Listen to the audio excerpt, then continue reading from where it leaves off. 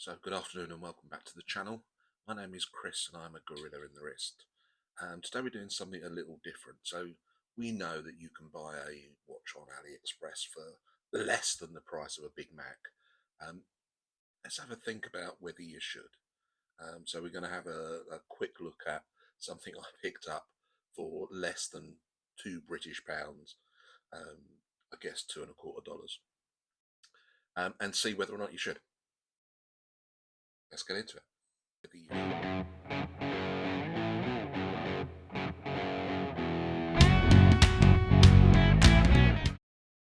I'm going to start by getting out of its very, very wrinkly wrapper.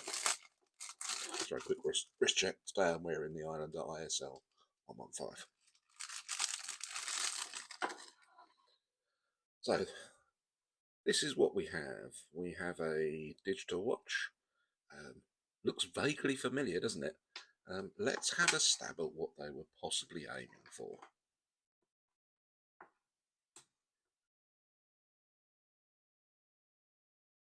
Like twins separated at birth, isn't it? So it's very clear what the aim with this particular watch is.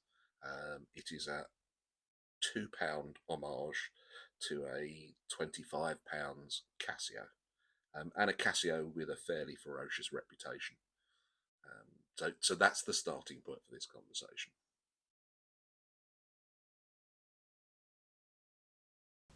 So we're going to very quickly run through the basic measurements for this one. So the diameter of the dial is 41 millimeters, 44 if you include the pushers. Not sure why you would include the pushers, but never mind. The lug to lug is 41 millimeters, hence it appears square. It has 18 millimeter lug width and weighs in at a very tiny 37.2 grams.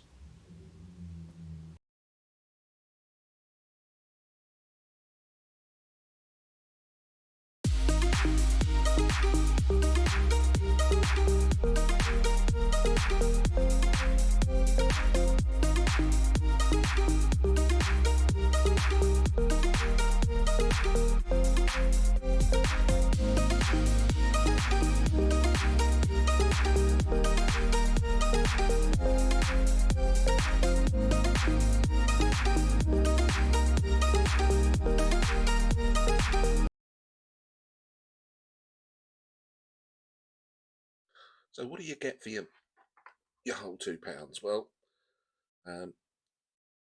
first up you get a fairly basic display. Clearly it is copying the Casio Royale. This part of display in the top left hand corner doesn't do anything, unlike the Casio where this is the home time. On this one it just flashes different colours, so completely pointless. But then from the top down on the right we have a little box that tells you whether the alarm is on or off, whether the hourly chime is on or off. The next box down is the day, and then on the main display itself you have the month and the dates, and then the time underneath that. In terms of the rest of the functionality, you get a stopwatch, which works perfectly fine. Also has a lap timer on it, so you can stop the watch and then restart it. So actually probably most of what you would need in a chronograph, so okay, credit for that. Then it has an alarm. Again, fairly easy to set. So let's just quickly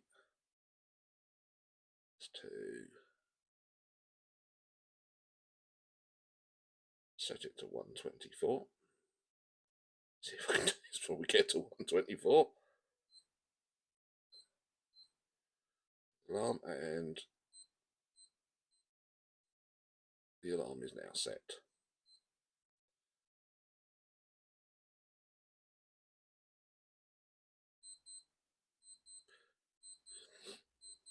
Okay, so it has a working alarm.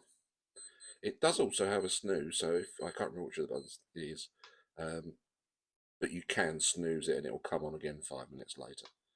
So it does have a working alarm, it does have a working stopwatch. Does it have anything else? Let's just turn that alarm off. It does have a hourly chime, and that's it. That's what you get for your money. So one of the questions I would have, because it very proudly talks about its dual time on the top of the case, Synoke, if you'd love to get in touch and let me know where I can find that, because at the moment all I can find is a stopwatch and alarm. I don't think it's got dual time. The functionality is very similar to early Casios. So the mode button flicks you through the modes, and then when it comes back to timekeeping mode, you're in set, so you can then set the correct time. And its only real party trick is it does have a backlight, and it's quite a colourful backlight. I mean, credit where credit's due.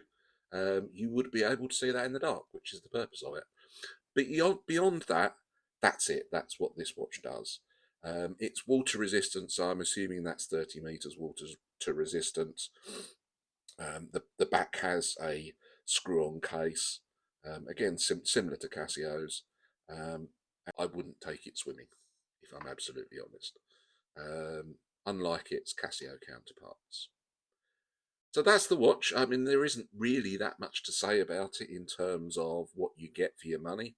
I guess the argument is, should you buy one of these or should you choose something else? So I think the first thing to think about is, okay, let's just put this down for a second. The Casio equivalent, the Casio Royale, is a more expensive watch. I picked mine up for £20. They vary between £20 and £30. What you get for this extra money over and above the homage is you do get genuine world time across zones. You get a world map that tells you where you are. The upper left-hand circle is a home time, and it tells you the time regardless of where you are. You do get 5 alarms on the Casio. Don't know whether you need 5 alarms, but you've got them. It does have a stopwatch. It does have a timer. It does have 100 meters of water resistance, so you never have to worry about swimming with it on. And it will last a decade on one battery. So what you get for your extra 25 £25 is a whole load more reliability and functionality. But that doesn't quite answer the question, because if all you've got is £2.50, you can't buy one of those unless you get very, very, very lucky on eBay. So what we are going to do is just have a look and see what you could get on eBay, just to give a bit of a comparison, and then we'll wrap this one up.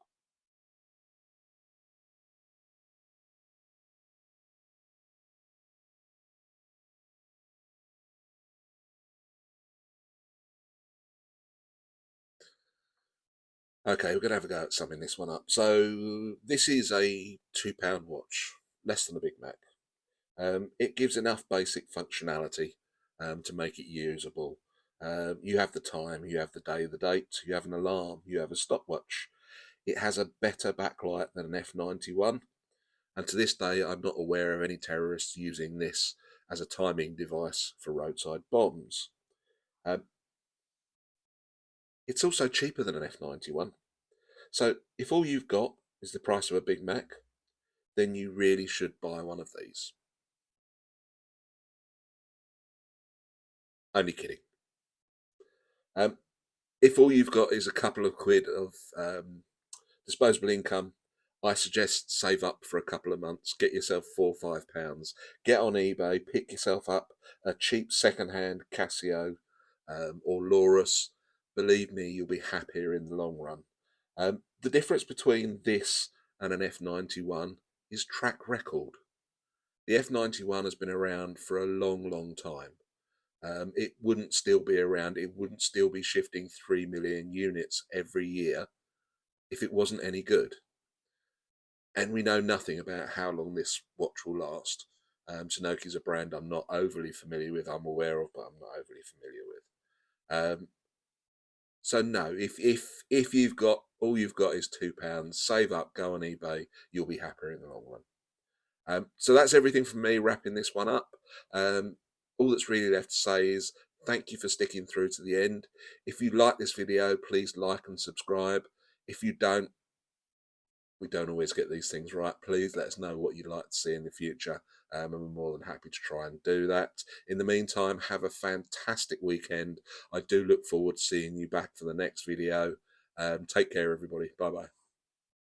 Don't always